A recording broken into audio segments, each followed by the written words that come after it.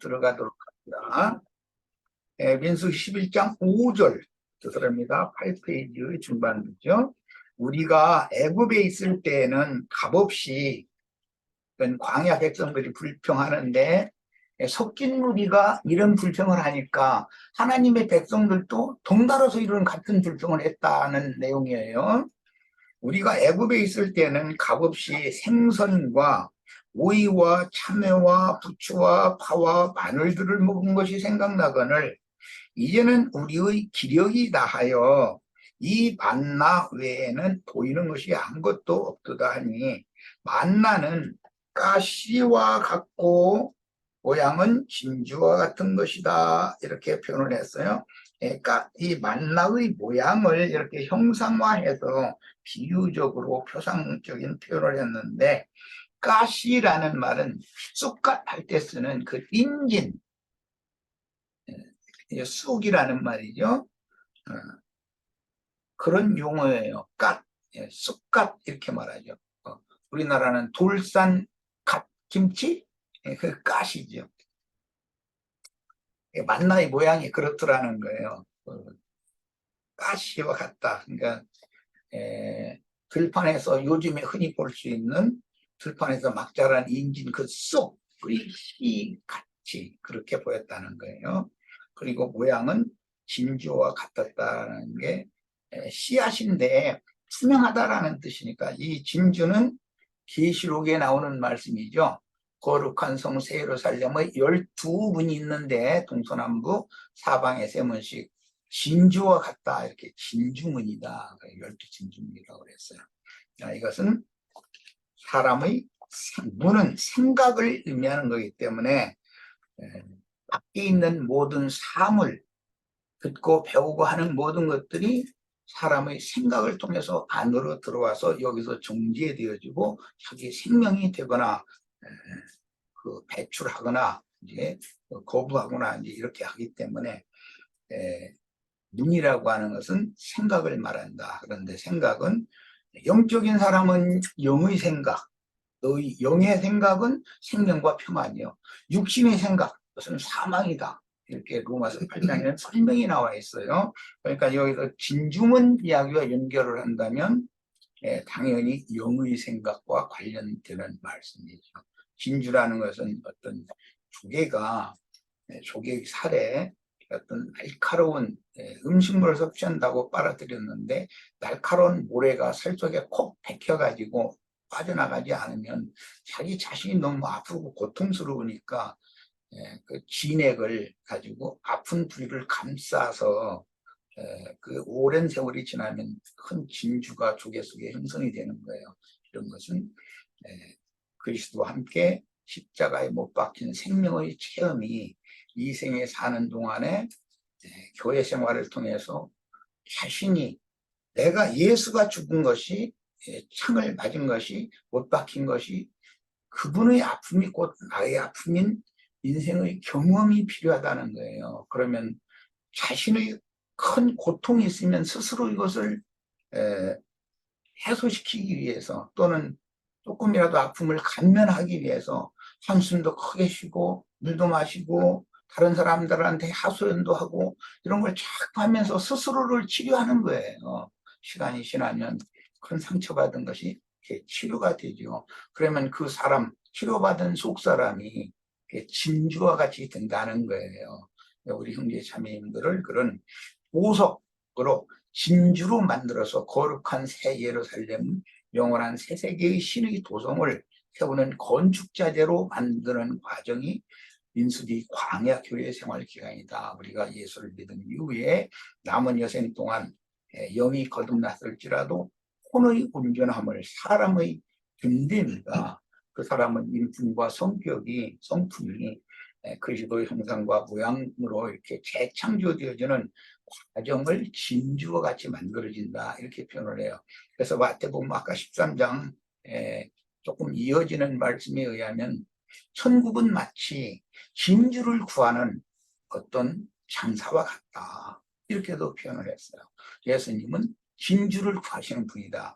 그럼 그 진주가 우리 형제 자매님들이 되어야 되는 것이에요. 형제 자매님들의 거듭나고 단련받고 시험받고 한 그 속사람이 예수님의 인생과 그분의 하나님의 일을 위해서 이 생에서 온전히 드려진 그분 자신과 같이 만들어지면 우리 형제 자매님들이 주님이 구하는 진주가 될 수 있다. 그런 뜻이에요. 자, 이 만나는 그랬는데, 이 만나는 먹고 죽는 광야의 만나로 상징되는 말씀은 젖먹이들인 세상 교계의 혼적인 신자들이 먹는 식물인 율법 조문의 말씀이므로 젖을 뗀 신자들이나 먹을 수 있는 영생하게 하는 감추인 만나, 광야의 만나라는 것이 있고 감추인 만나가 있어요. 성경에는 광야의 만나는 요한복음 6장에 보면 그 광야의 만나를 모든 사람들이 이스라엘 백성들이 먹었는데 다 죽었잖냐.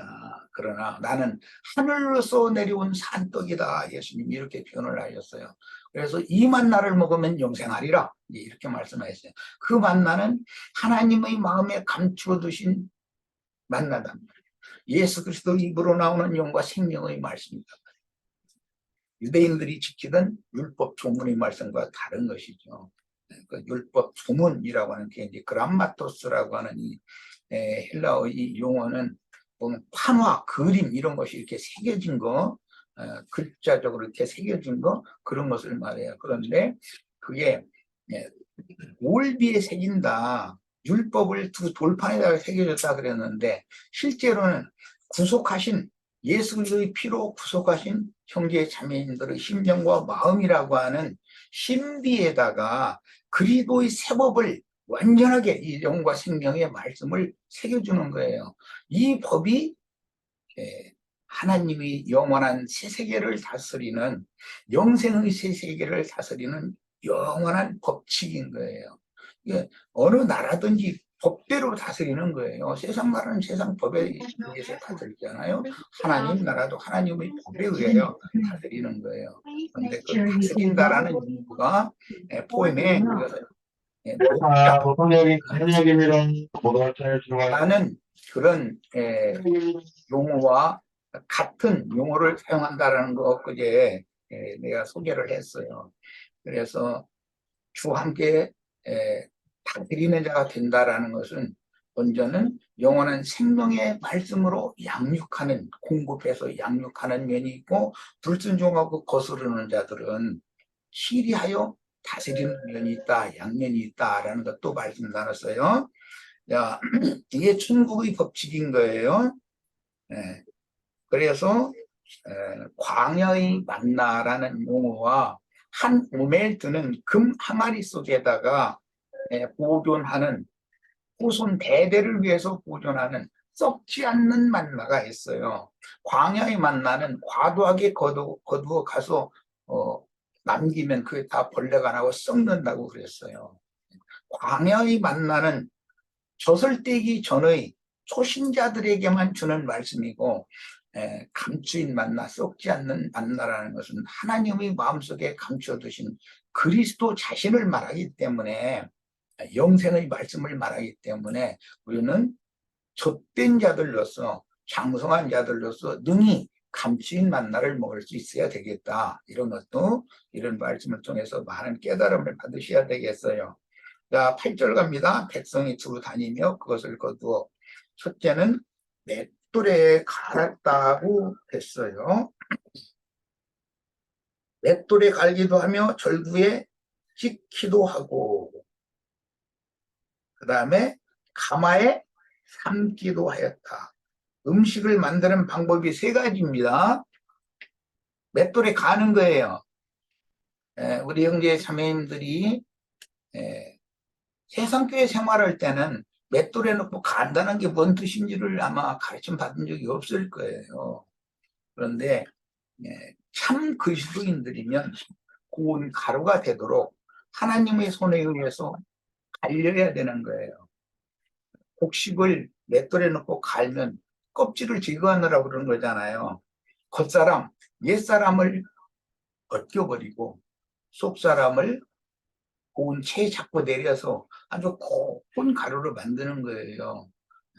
우리들이 이렇게 해야 소재의 제물로 하나님 것으로 드려질 수가 있어요. 자, 이런 말씀에 대해서도 이해가 있으셔야 되겠어요. 그 다음에 절구해놓고 찢는다 그랬어요. 아니, 무슨 말씀을 만나라고 그러는데 절구해놓고 찢는다는 말씀은 그럼 무슨 뜻인가? 사람이 부서져야 된다, 깨져야 된다. 그런데 그말로 해서 깨지지를 않죠. 절구해도 그런 찌어버려야죠. 그러면은 예기치 않은 어떤 사건들이 지나가면서 사람이 완전히 깨지게 마련이에요. 부서뜨려지게 마련이에요. 예, 그런 말씀을 받으면 다 이런 과정을 거치게 되는 거예요. 이게 말씀의 능력인 거예요. 예, 이게 하나님이 사람을 구원하는 능력이에요. 그 다음에는 가마에 넣고 삶는다. 뜨거운 그 무쇠 가마솥에다 넣고서 아래서 불 촛대 가지고서 삶으면 지금은 그런 용어를 사용을 잘 안 하는데 내 어린 시절 그 이전 우리 부모님 세대는 아주 사람을 삶아 먹어 막 폭포에서 못 살게 해서 이런 표현 들어보셨죠? 그러니까 사람이 삶아진다는 게 뭔지 아시겠죠? 하나님의 말씀을 받으면 말씀에 하는 일은 세 가지가 있어요. 첫째는 내다 놓고 갈아버리는 거예요, 사람을. 그 다음에는 절구해 놓고 찧어버리는 거예요. 그 다음에는 가마솥에 놓고 삶아버려요. 그렇게 해야 순종을 가르침 받아요. 이렇게 하지 않으면 광야교회 생활을 42단계를 거쳐서 예수 그리스도께 이룰 수가 없어요. 우리의 영원한 생명이신 주님께로 우리가 이르는 것이 인생의 목적인데 이런 과정을 거치도록 하는 말씀을 받으면 말씀이 육신이 되어지는 그 말씀이 자기 생명이 되어지는 과정이 필요한 거예요. 네. 기독교계는 이걸 정반대로 지금 가르치잖아요. 저 예배당에 나오고 그럼 축복받아가 잘 되고 뭐 땅의 일이 어떻고 잘 되고 뭐 자유선이 잘 되고 자꾸 이러는데 그거는 맷돌에 놓고 갈거나 절구에 놓고 찢거나 가마솥에 놓고 삶거나 하면 그건 아무 상관없는 일이잖아요. 예를 들어서 맷돌에 집어넣고 가르려고 그러면은 기도원에 가서 금식 기도를 하자고 이래가지고 가서 이 절구통 저를 좀 치워달라고 막 이렇게 기도하잖아요. 그리고 응답 받았네, 못 받았네 이러잖아요. 하나님 말씀과는 너무도 반대되는 완전히 육적이고 인간적인 것을 세속교계가 다 속여서 가르치고 있고 그것을 그냥 아멘, 아멘하고 받아들이고 이러다 보니까 가라지가 나오는 거예요. 그리고 나서는 과자로 만들었다고 그랬어요. 그 맛이 기름 섞은 과자 맛 같았더라. 기름이라는 건 주의 성령을 말한다는 건 뭐 말 것도 없죠. 예, 첫 아담이 산영이 된 것과 같이 마지막 아담은 살려주는 영이 되셨다 그랬어요. 그 우리 죽은 영을 살리는 영이 되어서 나에게 영접되어져서 내 속에 들어와서 이 말씀을 이루시면 나는 과정에 당연히 맷돌에 갈아지고 절개 찧어지고 가마솥에 넣어서 삶아져요. 그러면 그때 사람이 당연히 꺾어지고 고운 가루가 되어져서 주님 앞에서 어떤 말씀을 하셔도 어떤 상황을 보내도 감사로 받아야 되고 받아치고 주님의 인도에 순종하는 사람이 되는 거예요. 이 광야길의 행군이라는 것은 실제로는 이스라엘 백성들을 군사로 훈련을 시키는 건데 앞으로 가나안 땅에 데리고 들어가면 이 사람들이 전쟁을 해야 되잖아요. 전사들이 되어져야 되잖아요. 그런데 군인이 그 사령관의 지시에 불순종하고 거스르고 대적한다. 그러면은 가나안 땅 전쟁이 수행이 되겠어요? 그러니까 광야에서 미리 순종을 가르치는데 말씀을 먼저 주시고 그 말씀이 그 사람 자신에게 응하고 이루어지는 이런 과정을 거치게 한다는 거예요. 이것이 길들임 받는 거예요. 아까 내가 길들이는 거 잠깐 소개했어요.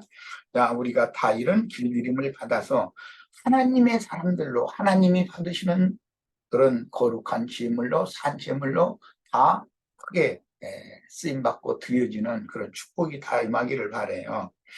출애굽기 16장 1절부터 36절을 인용했는데 빨리 읽어나가겠습니다.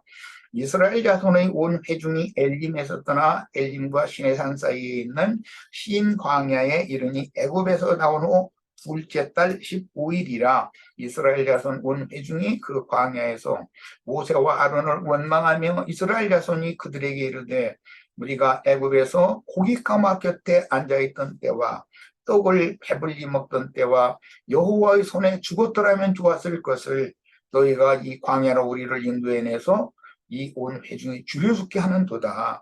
그때 여호와께서 모세에게 이르시되 보라 내가 너희를 위하여 하늘에서 양식을 비같이 내리리니 하늘에서 내리는 비라는 것은 하나님의 은혜를 상징하는 거예요. 그런데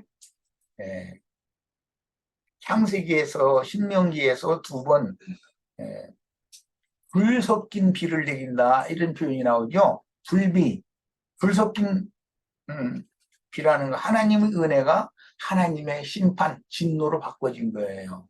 얼마든지 그럴 수가 있어요. 여기에서 다 육신적인 뭔 일이 잘 되면 은혜 받았다고 축복받았다고 이런 말 하는데 그것이 오히려 저주가 될 수 있다는 것에 대해서 이해가 있으셔야 되겠어요. 그때 여호와께서 모세에게 이르시되 보라 너희를 위하여 하늘에서 양식을 비같이 내리리니 백성이 나가서 일용할 것을 날마다 거둘 것이라.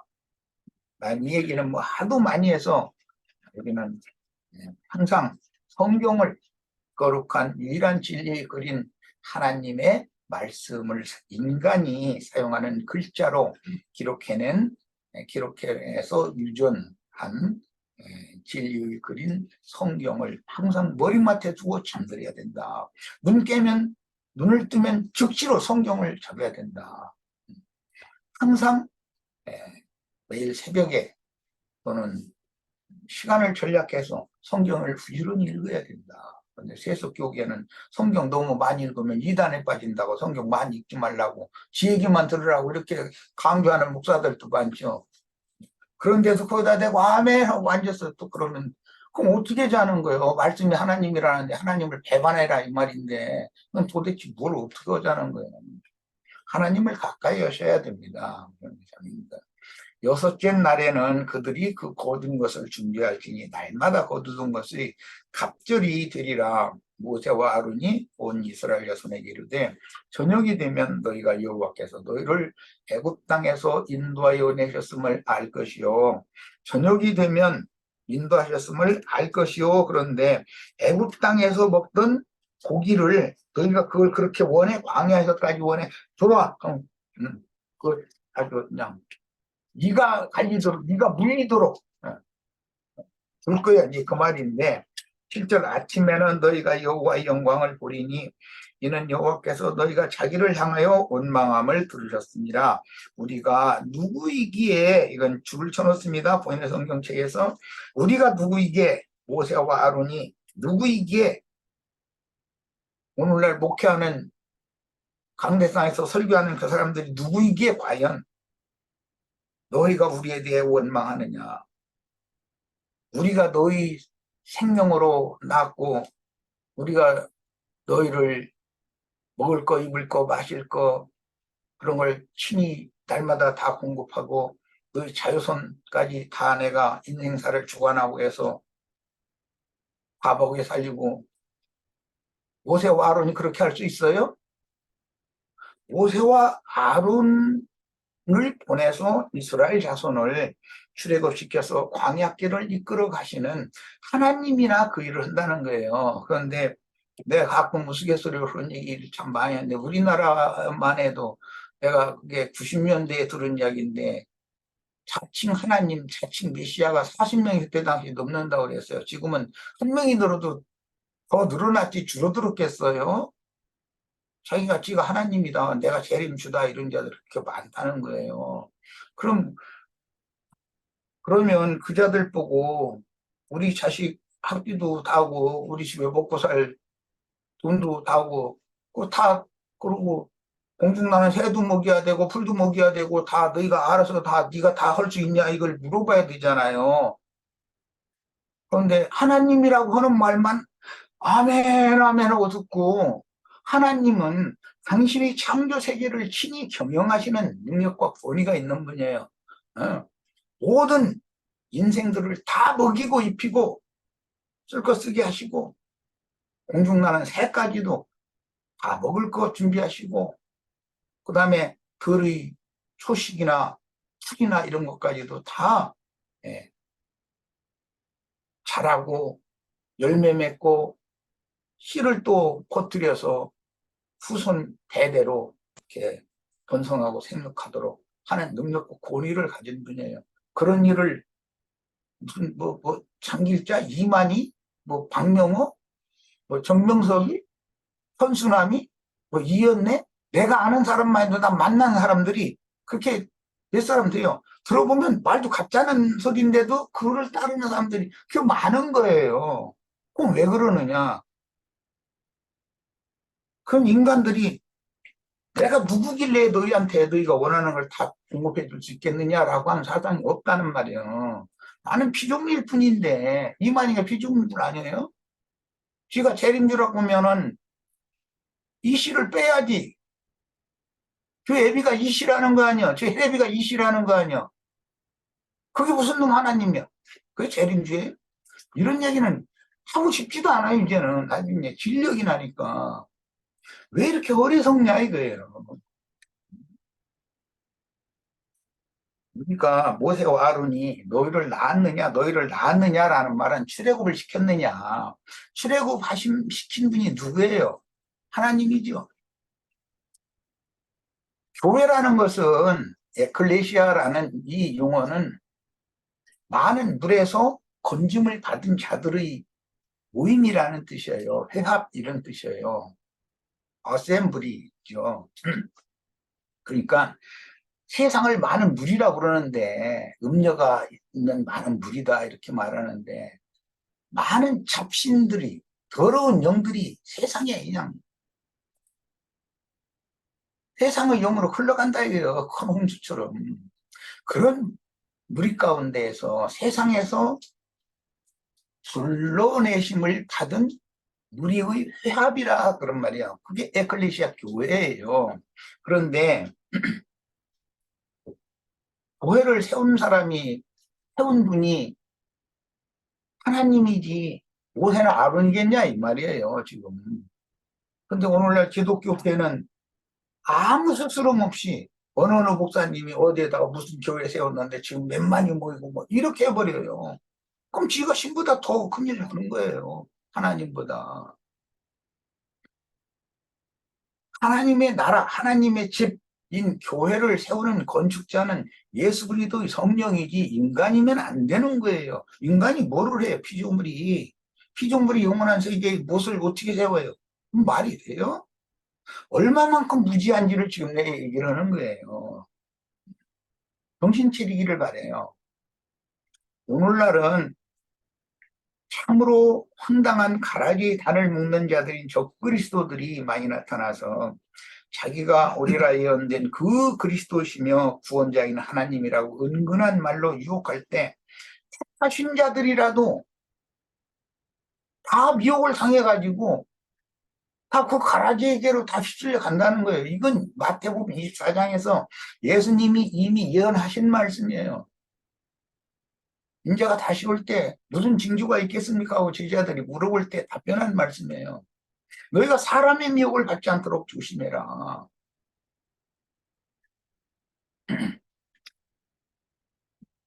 왜?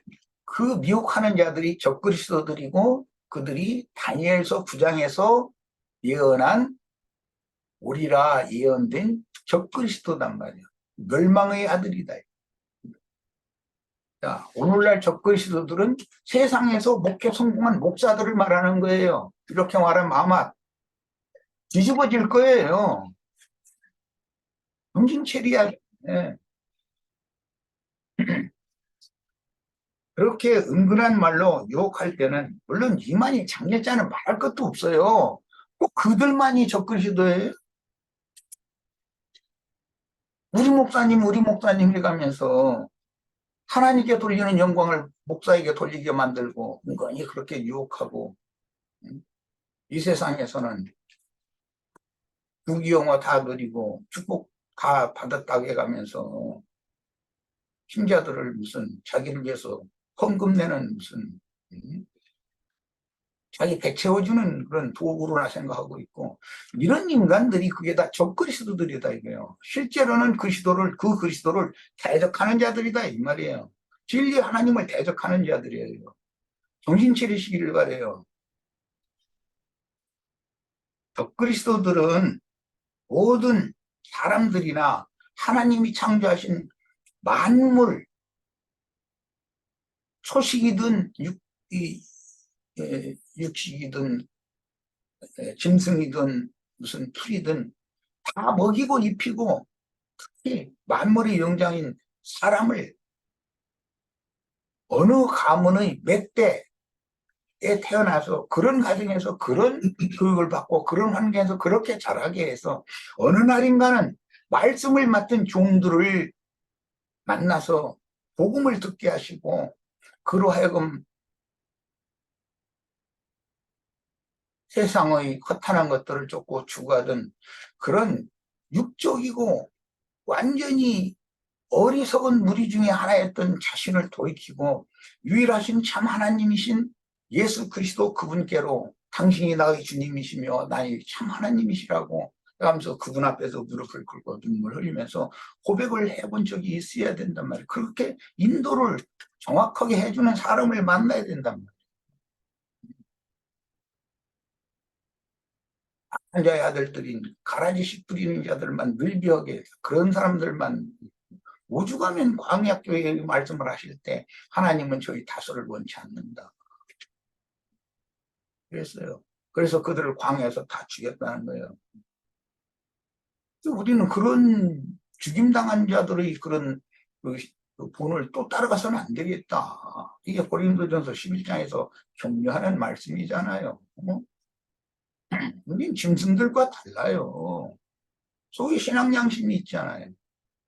세상 사람의 양심으로 봐도 오늘날 세상 교육에 하는 짓은 그거는 아니잖아요. 그런 짓을 해가지고 어떻게 하나님의 영광 앞에 가겠어요? 말이 돼요. 자, 8절입니다. 그들은 우리의 인생사를 책임질 수 있는 자들이 아니에요.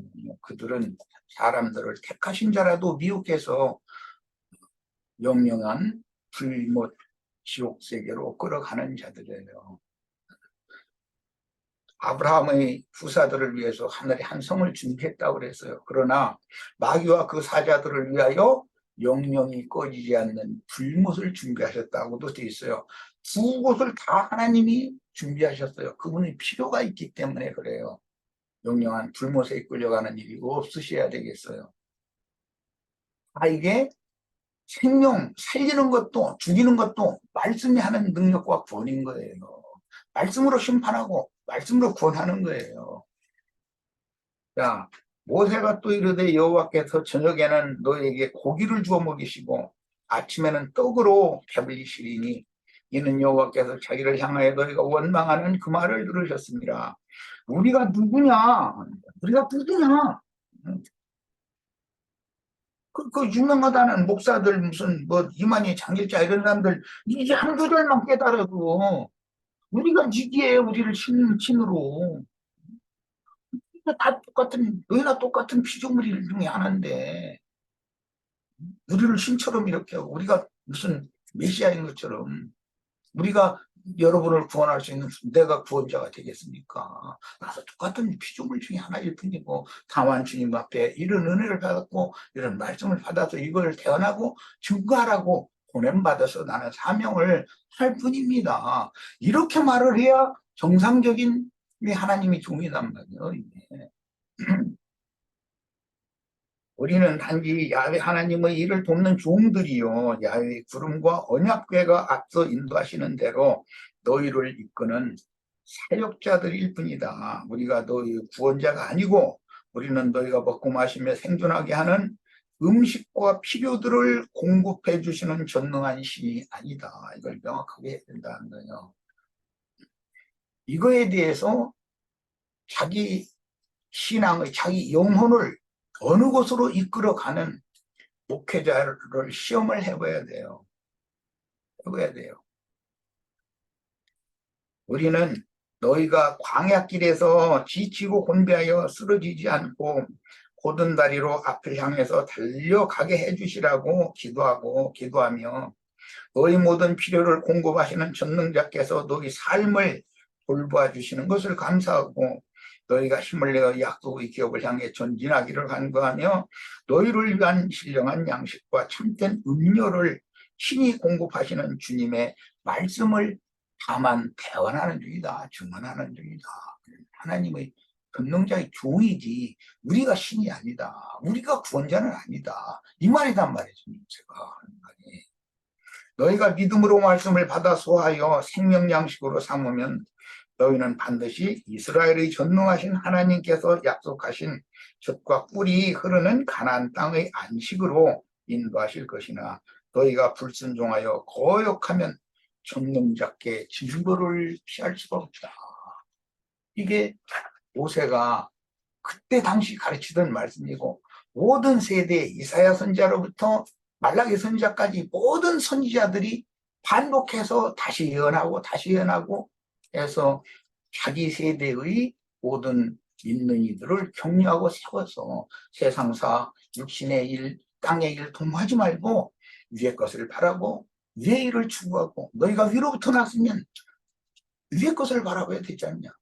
아래에서 난 자들은 결국은 고생하며 평생을 살다가 아래로 가게 마련이고 위로부터 난 자는 위에 계신 하나님의 세계로 가게 마련이다. 이런 것을 가르쳐야 된단 말이에요. 그게 목회예요. 모세가 아론에게 이르되 이스라엘 자손이 온 회중에게 말하기를 여호와께 가까이 나오라. 여호와께서 너희 원망함을 들으셨느니라 하라. 아론이 이스라엘 자손에게 온 회중에게 말하매 그들이 광야를 바라보니 여호와의 영광이 구름 속에 나타나더라. 구름이라는 건 뭐 출애굽기에서부터 계속 구름과 바다에서 침례를 받았다라는 말씀에서부터 하도 많이 설명해서 오늘은 그냥 요약해서 넘어갈게요. 구름과 같은 믿음의 증인들, 운명케 된 의인의 영들이 구름대와 같이 우리를 앞서간 그런 허다한 증인들이 있다. 그들의 신앙을 본받고 그들의 믿음의 결국을 우리가 위에서 살펴보고 우리가 지금 어디를 향해서 무엇을 목적으로 삼아서 인생을 살고 신앙생활을 하는가. 내가 참 그리스도인인가 나는 짐승인간인가 이것 정도는 분별해야 되지 않냐. 이것을 자꾸 가르쳐야 된다는 거예요. 그래야 이게 깨닫죠. 가려졌던 눈이 열려야 되고 막혔던 귀가 뚫려야 돼요. 당연히. 여호와께서 모세에게 말씀하여 이르시되 내가 이스라엘 자손의 원망함을 들었노라. 그들에게 말하여 이르기를 너희가 해질 때에는 고기를 먹고 아침에는 떡으로 배부르리니 내가 여호와 너희 하나님인 줄 알리라 하라 하시니라. 저녁에는 고기를 먹는다 해는 메추라기가 와서 진에 덮이고 아침에는 이슬이 진 주위에 있더니 그랬어요. 그러니까 저녁에 고기를 먹인다는 건 메추라기 고기를 먹인다는 뜻이고 아침에는 하나님의 떡으로 배부르게 된다는 것은 이슬이 진 주위에 내릴 때 이슬이 마른 후에는 광야 지면에 작고 둥글고 서리같이 가는 것이 있는지라 이것이 무엇이냐라고 했는 만나라는 그 히브리어의 뜻은 이게 무엇이냐라는 말이에요. 광야 백성들은 그 만나를 처음 보는 거기 때문에 이게 뭐지? 그랬다 그 말이에요. 그러니까 사람들이 하나님 말씀에 대해서 다 너무나 잘 아는 사람들이요. 수천 년 동안 받아오던 사람들이에요. 그런데 만나로 상징되어져서 말씀을 주니까 이게 뭐지? 처음 듣는 말인데 이 사람 지금 뭔 얘기하는 거야? 이랬단 말이에요. 하늘이 하나님이 우리한테 뭐 이런 걸 다 내려? 이랬다는 말이에요. 그래서 만나라는 그 히브리어의 원뜻이 이것이 무엇이냐예요. 그런데 이슬이 마른 후에는 이슬과 함께 만나가 내렸다가 이슬이 마르면 광야 지면에 작고 둥글며 소리같이 가는 것이 보였다가 해가 떠오르면 즉 이슬이 쓰러져 버리면 만나가 없어져 버렸다는 거예요. 이렇게 돼 있어요. 15절 봅니다. 이스라엘 자손이 보고 그것이 무엇인지 알지 못하여 서로 이르되 이것이 무엇이냐? 오늘 우리는 이런 무식한 말을 입 밖에 내는 일이 없어야 되겠어요. 예수님이 오셔서 자기 땅 자기 백성들에게 새 양식을 하나님 나라 천국으로 인도하시는 하나님의 말씀을 주시면 이거 용접하고 받아들여야죠. 믿음으로. 이것이 무엇이냐라는 건 자기 생각을 버리기 싫다고 말이잖아요. 우리 대대로 우리가 가르침 받아오던 그 말씀과 이건 영 다른 말씀인데 그 말이에요. 뭐가 달라요? 세 가지가 달라요. 매놓고 갈아버리는 거. 그 말씀 받으면 그래요. 이 영생하는 말씀 받으면. 그 다음 절구해놓고 찌워버려요. 가마사 두사놓고 삶아버려요. 이게 웬일이지? 우리가 예수 잘 믿어드리고 있는데 예수님은 우리한테 웬 이런 날벼락 걸려야지? 이게 뭐야 도대체? 그런 일이 절대 없기를 바라요. 이상한 일이 아니에요. 하나님의 말씀을 육으로 굳어져 있고 혈기로 굳어져 있는 옛사람의 아집과 타락성을 제거하고 위로부터 내려주시는 하나님의 새 생명으로 온전케 조성하기 위해서는 그래서 하나님이 받으시는 산 제물들이 다 되도록 재창조하기 위해서는 이 말씀이 당연히 말씀을 받으면 이런 인생을 광야 인생을 살게 하셔야 이게 정상적인 진리의 말씀을 받은 사람이에요. 이게 그리스도인이에요.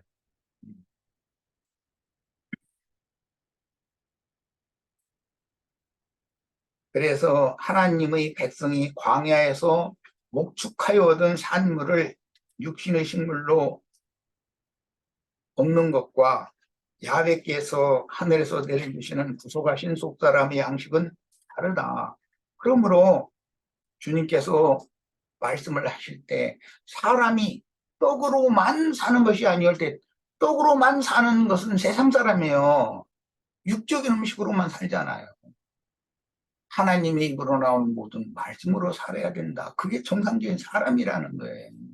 짐승들은 떡으로만 살아요. 짐승 인간들은. 하나님의 사람들은 당연히 하나님의 입으로 나오는 말씀으로 살아요. 그래서 하나님의 가르침을 받는 사람들이 하나님의 사람인 거예요. 우리는 다 하나님께 가르침을 받아야지 짐승 인간들이 가르침을 받는 일이 없기를 바라요. 여호와께서 이같이 명령하시기를 너희 각 사람은 먹을 만큼만 이것을 거둘지니 곧 거의 사람 수요대로 한 사람의 한 우멜씩 거두되 자기 가족이 5사람이면 가장이 매일 새벽에 나가서 이 만나를 거둬야 되는데 거둬서 그걸로 요리를 해서 가족을 먹여 살려야 돼요. 이것이 출애굽서부터 6월절을 먹은 하나님의 백성들은 각 집에서 먹었어요. 이것이 예표가 되어져서 하나님은 신약성경에 예배당이나 성당에 있는 교회에 성경이 변제한 구절이 하나도 없어요. 하나님은 그런 이상한 짓을 하는 분이 아니에요. 하나님은 사람의 손으로 지은 전에 계시지 않는다고 돼 있어요. 집에 있는 교회를 성경은 말하는 거예요. 모든 서신 다 보세요. 그때 누구누구의 집에 있는 교회에 편지하노니 이렇게 돼 있어요. 우리 형제 자매님들 예배당이나 성당에 이제 발걸음 끊으셔야 돼요. 그건 진리를 따르는 신앙이 아니에요. 그 집을 예수님은 주막집이라고 누가복음에서 비유해서 지난 시간에 우리 같이 읽었어요. 강도 만나서 얼마나 많이 맞았는지 거반 죽게 된 자 숨이 진 곳에 버리고 갔는데 사마리아로 여행하던 어떤 한 사람이 예수님 자신을 말한 거예요. 자기 짐승에 그 사람을 타고 무슨 응급처치를 하고 자기 짐승에 태워서 주막집에 데려다 주면서 주막집 주인에게 이게 누구예요? 광야에서 매일 만나를 거둬다가 자기 가족을 먹여 살릴 책임이 있는 사람이에요. 그 주막 주인에게 부비 둘을 주면서 내가 돌아올 때 만약에 부비가 모자랐으면 다 줄 거니까 이 사람 잘 돌봐주라고 부탁하고 떠났다고 이렇게 비유를 하셨어요. 집에 있는 교회에 대해서 깊은 인상을 받으셔야 돼요. 성경을 다 뒤져보세요. 무슨 성당에 있는 교회라든지 무슨 예배당에 있는 교회라는 말이 성경에 있는, 무슨 신부라는 말이 있는지, 무슨 목사라는 말이 성경에 있는지, 전부 이건 세상 교계가 다른 교리를 섞은 거예요. 성경이 있지도 않은 거예요, 그런 것은.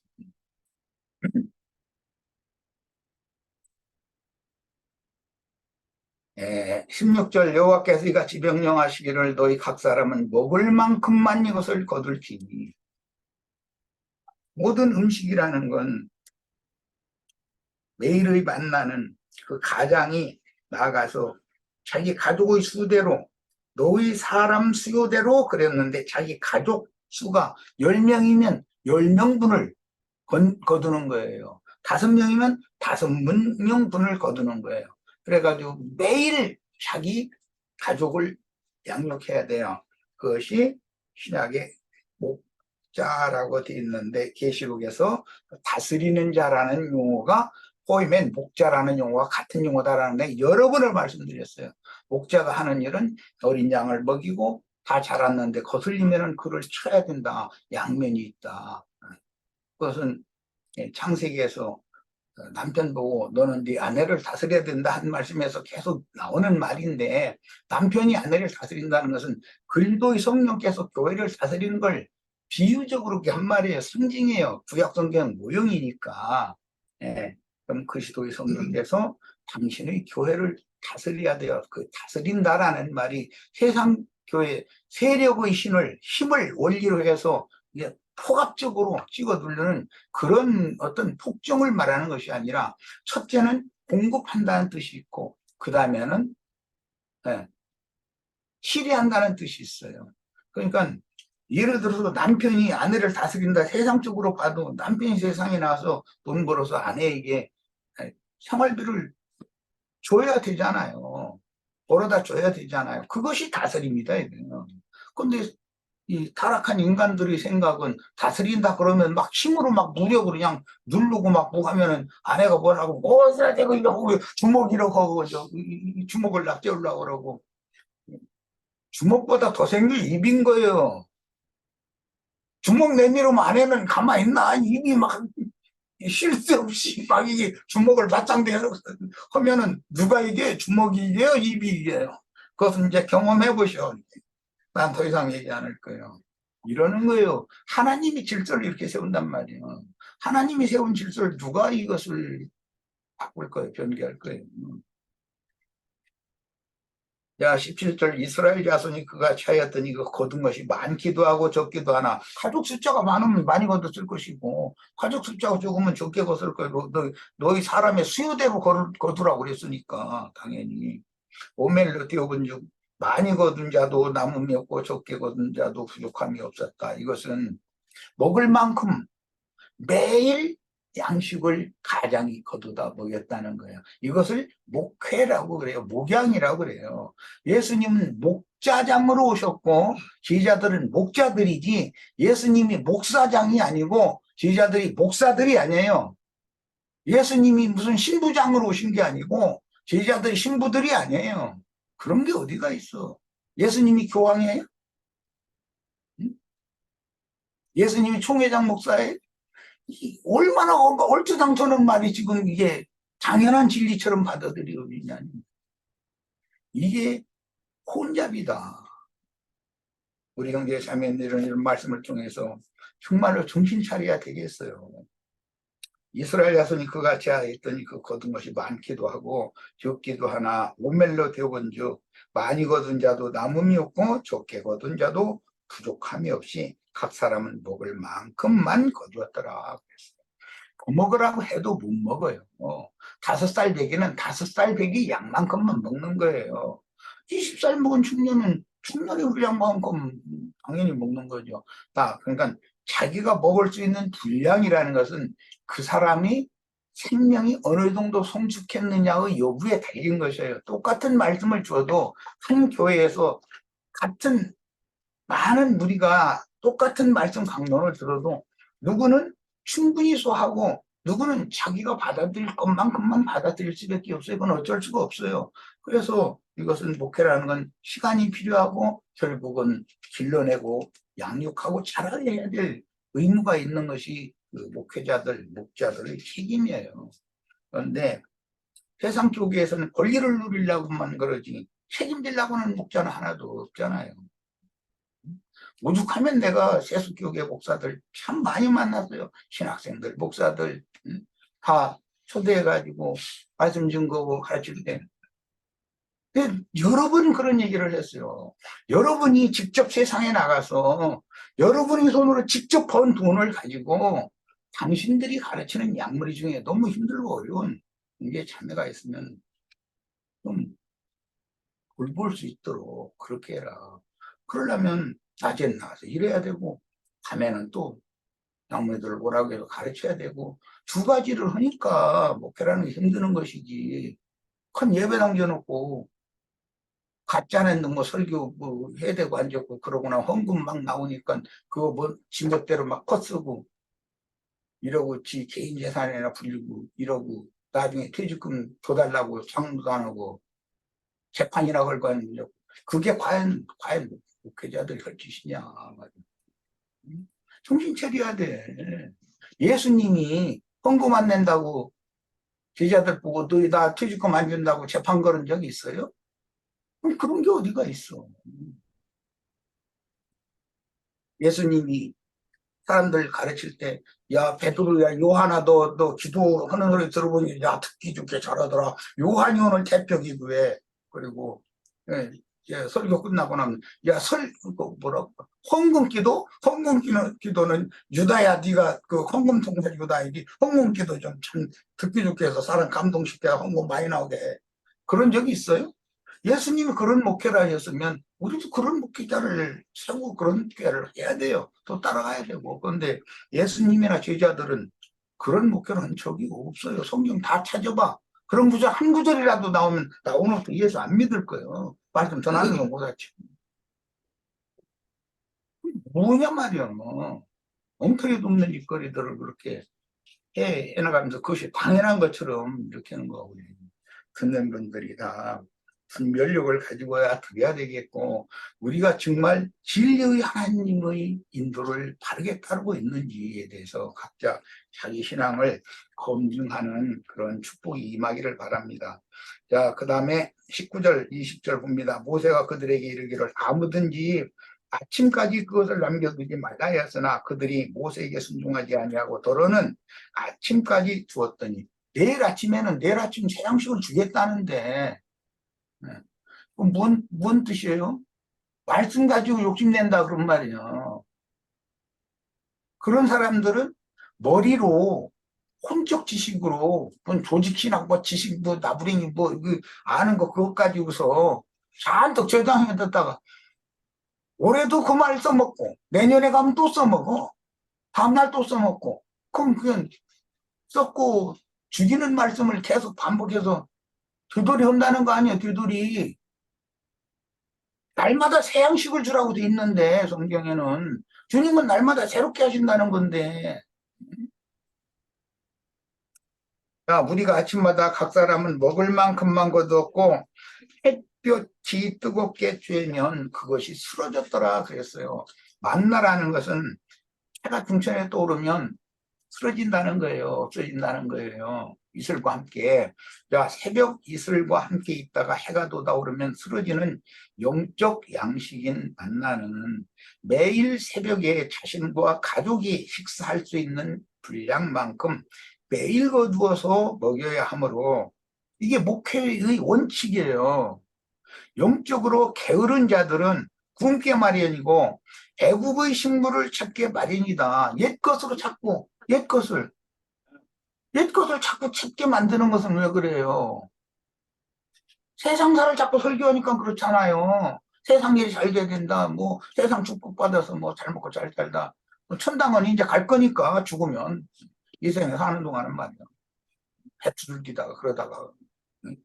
천당에 가야 된다. 이렇게 가르치니까 자꾸 사람들이 생각이 애국으로 향하고 애국으로 내려가자고 자꾸 한다는 거예요. 세상에서 부름받아 나온 우리가 교회예요. 근데 왜 부름받아 나왔는데 세상으로 다시 가자는 건 뭐야 도대체? 뭐 어떻게 하자는 건데?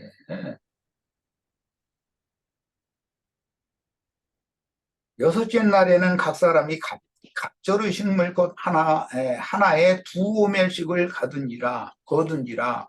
예. 여섯째 날은 예비일이죠. 일곱째 날은 안식일이에요. 그러니까 예비일 날 이틀분을 준다라는 말이에요. 말하자면. 자, 회중의 모든 지도자가 와서 모세에게 알림해 모세가 그들에게 이르되 여호와께서 이같이 말씀하셨느니 내일은 휴일이니 여호와께 거룩한 안식일이라 너희가 구울 것은 굽고 삶을 것은 삶고 그 나머지는 다 너희를 위하여 아침까지 간수하라 그랬어요. 매일매일 먹어야 하니까 그래요. 그런데 구약시대는 안식일 제도를 지켜야 되니까 예비일 날 이틀 것을 거두는 거예요. 그런데 안식일이 있는 엿새 날과 제7일 동안만큼은 하루분의 여분을 더 거둔다. 지금 그 말이에요. 매일 새벽에 이슬과 함께 내려주신 영혼의 양식인 신선한 만나를 거두어 자기가 먹기 좋은 요리를 할 때는 찢고 굽는 방식과 삶는 방식이 있으니 절구에 찢는 만나로 요리하는 식물은 혈육의 자를 가루가 되게 하는 말씀이요. 직화불이라는 게 뭔 말인지 아시죠? 직화에 굽는 만나는 하나님께 직접 불같은 시험을 경험하게 하는 말씀이며 물에 삶는 방식은 세상의 영에 의하여 시달려서 익혀진 양식이 되는 것을 상징하는 거예요. 그러니까 말씀을 받으면 이런 세 가지 특성이 나의 남은 인생에 이것이 임해야만 정상적으로 사람을 신령세계로 데리고 가는 말씀이다. 그 말이에요. 분별이 필요해요. 그래서 고생의 떡과 고생의 물을 먹고 마심으로 이건 열왕기상 22장 27절에 나온 말씀 인용했어요. 말씀이 육지에는 광야 교회의 연단에 대한 상징이니 200만이 넘는 12지파는 광야에서 각자의 집마다 목축으로 얻은 소산을 육신의 식물로 먹고 의류와 신발을 얻었으며 오아시스에서 내는 생수의 물을 기르다가 마셨습니다. 이건 육신의 음식과 음료예요.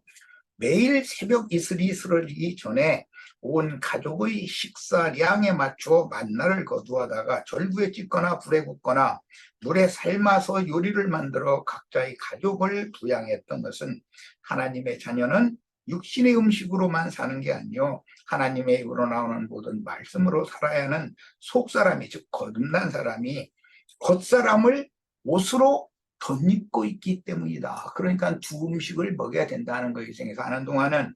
자, 그들이 모세의 명령대로 아침까지 간수하였으나 냄새도 나지 아니하고 왜냐하면 안식일을 위해서는 이틀분을 주셨기 때문이에요. 모세가 이르되 오늘은 그것을 먹어라. 오늘은 여호와의 안식일인즉 남겨두었던 걸 먹으라 그 말이에요. 오늘은 너희가 들에서 그것을 얻지 못하리라. 안식일 날은 안 내려준다는 말이죠. 자, 빈 들에서 사탄의 시험이 끊임없는 광야에서요. 여기 지금 빈 들에서라고 나와요. 들에서 그것을 얻지 못하리라 그랬는데 이게 원문 그대로 직역하면 빈들이고 침례자 요한이 빈들에서 외치는 자의 소리로 보냄을 받아서 사역을 했었어요. 그래서 사탄의 시험이 끊임없는 광야를 빈들이라고 그래요. 침례자 요한은 빈들에서 외치는 자로 사역하며 그 음식은 메뚜기와 석청이라고 그랬어요. 메뚜기라는 것은 땅을 초월하는 생명을 가진 것을 말하는 거예요. 요한은 그런 음식만 먹었단 말이에요. 오늘 우리 형제 자매님들도 땅의 일, 이 세상사에 속한 것, 땅의 것, 이런 것들을 초월하고 뛸 수 있는 그런 다리의 힘을 다 얻으셔야 되겠어요. 그래서 절름발이처럼 가재처럼 걸음치려고 그러고 자꾸 거꾸러지고 그런 일이 없기를 바래요. 그리고 속평이라는 것은 뭐 잘 아시는 것처럼 들판에서 볼 때가 그 돌에 만들어놓은 그런 꿀을 말하는 거예요. 목청이라는 것도 있죠. 깊은 산속에는 그 나무에 그런 꿀주머니를 만들어서 있는 걸, 그런 걸 말하는 거예요. 자, 어떻게 한번 생각해 보세요. 요한이 사시사철을 어떻게, 아니 그곳에는, 요한이 사는 곳에는 사시사철 메뚜기가 요한 보고 나 잡수하고 뛰어다닙니까? 응? 사시사철 속청이 어디가 그렇게 열어가지고 요한은 날마다 속청꿀만 먹습니까? 뭘 말하는 거예요? 세상을 초월하게 하는 말씀, 꿀같이 단 말씀을, 그것을 양식으로 먹고 산 사람이 요한이다. 하나님이 율법과 선지자의 때를 종결하는 하나님의 종으로 요한을 그런 말씀으로 사는, 그런 말씀의 힘으로 사는 종을 보냈다, 그런 말이에요. 오늘 우리들도 마찬가지로 이와 같이 초월하는, 법을 걷는, 이 세상물에 빨려 들어가거나 세상물에, 세상에 함몰되어져서 침몰되어져서 멸망하는, 산에서 먹다가 산비탈로 내리더라서 바다에 빠져 몰사한 2,000마리 뒤집대처럼 그런 배를 위해서 날마다 주여 주여 외치고 하는 그런 뒤집대 같은 인생이 되시지 말고, 위로부터 났으면 위의 것을 찾고 하늘의 일을 생각하고 하나님의 생각과 하나님이 하시는 일에 전적으로 나 자신을 드리는 동역자들이, 하나님의 동역자들이 다 되는 그런 축복이 이 시간에 임하기를 바랍니다. 자, 오늘은 여기까지 해서 일단 마치겠습니다. 나머지 자료는 내가 시간이 다 되지 못해서 다 못 읽었는데, 못 나눴는데, 그래도 자료를 인터넷에서 다운받아서 그 14페이지까지 다 읽으시기를 바랍니다. 오늘 나눈 말씀을 상기하면서 읽으면 큰 축복이 될 것입니다. 자, 마칩니다. 네, 마칩니다.